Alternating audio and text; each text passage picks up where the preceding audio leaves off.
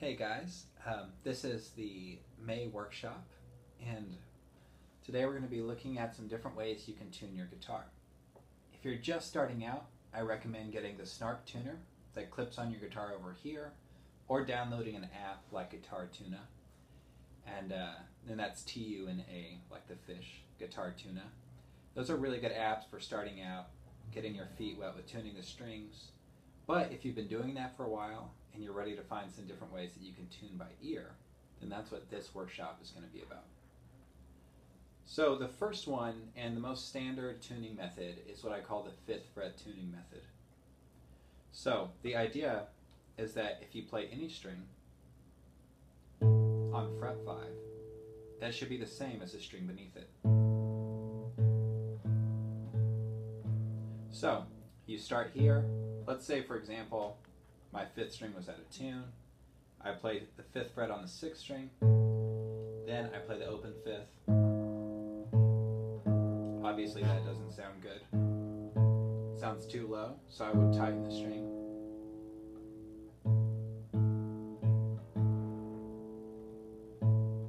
Now they're the same.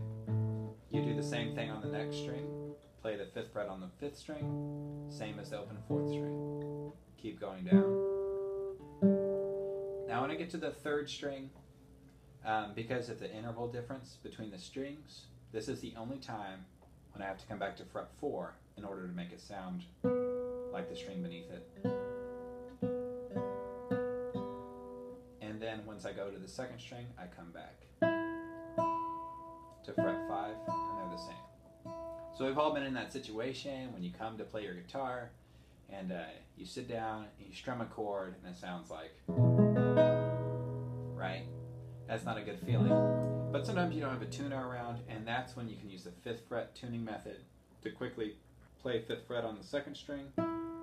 Then you can listen to the 1st and tune it up to where it sounds the same.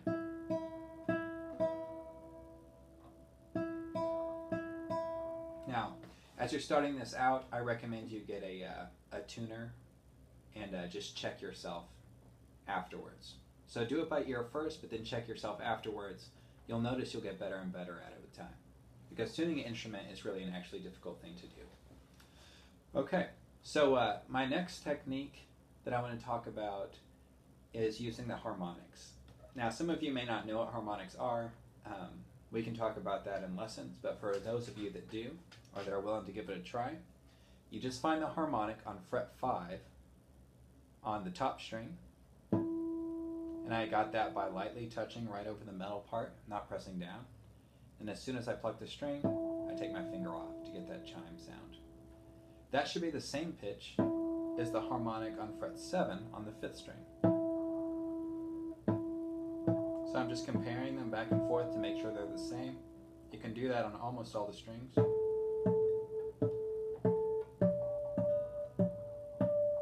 Now once again, once we get down to strings 2 and 3, this is always the treble strings. It doesn't work.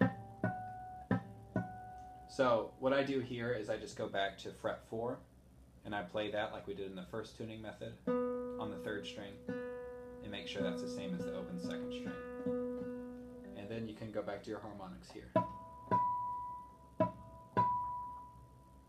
So I'll give you another example. If one of my strings was out of tune, let's say my 3rd string was a little bit out. You hear that difference.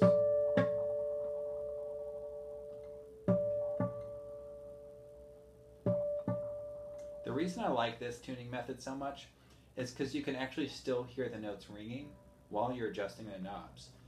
With a 5th fret tuning method, as soon as you take your finger off, the sound goes away, the comparison. But with the harmonics, they're both ringing, and I can adjust over here while they're ringing.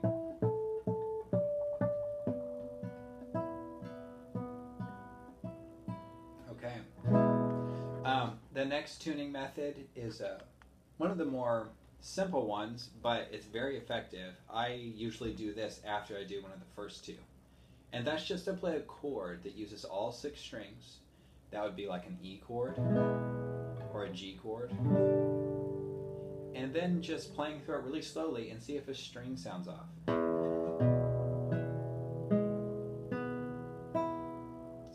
example, if you're playing through, you know what an E chord is supposed to sound like, and if it sounds like this, you can immediately tell which note doesn't sound good.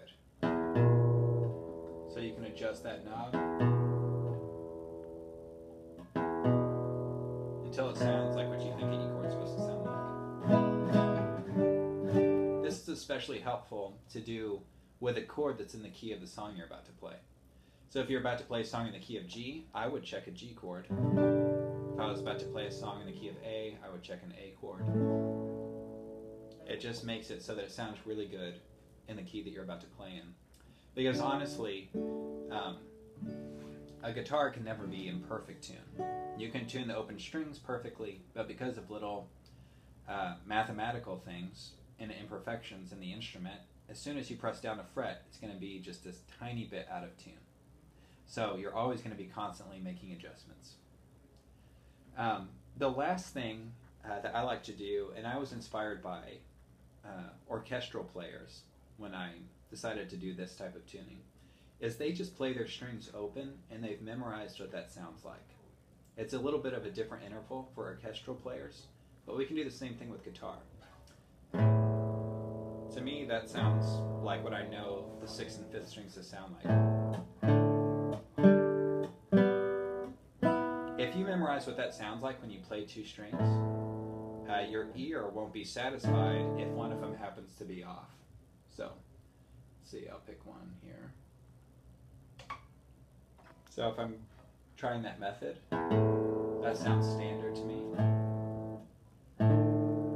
That sounds off. I'm sure it sounds off to you too, because our ears are so used to the open strings. Now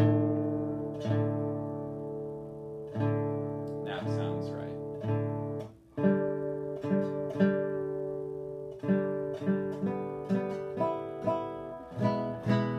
That was the last tuning method that really made sense to me.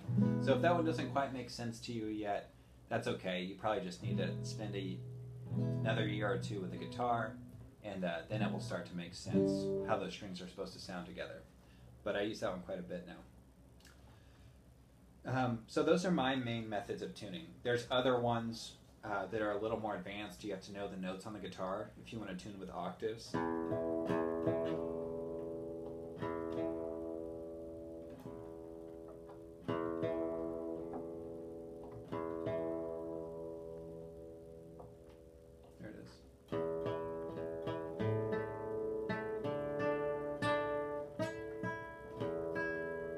So that's something we can talk about if you're interested. I'll leave you with a quick joke because, I don't know, every time I talk about tuning I think about this dumb joke my friend told me. But he said that a guitarist usually spends about 75% of their time tuning their instrument. And then they spend about 25% of their time playing an out-of-tune guitar. So, hopefully that's not the case for you. Anyways, ask me questions about this tuning method when you come in for your lesson, and we'll figure out which one works best for you. Okay, have a great week. Bye.